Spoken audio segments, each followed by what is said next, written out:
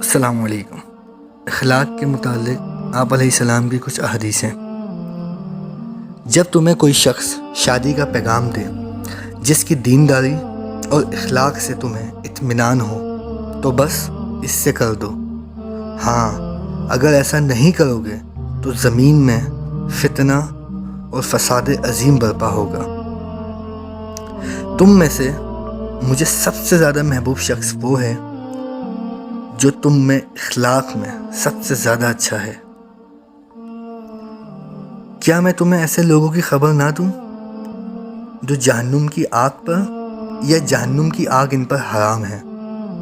جہنم کی آگ لوگوں کے قریب رہنے والے، آسانی کرنے والے اور نرم اخلاق والوں پر حرام ہے۔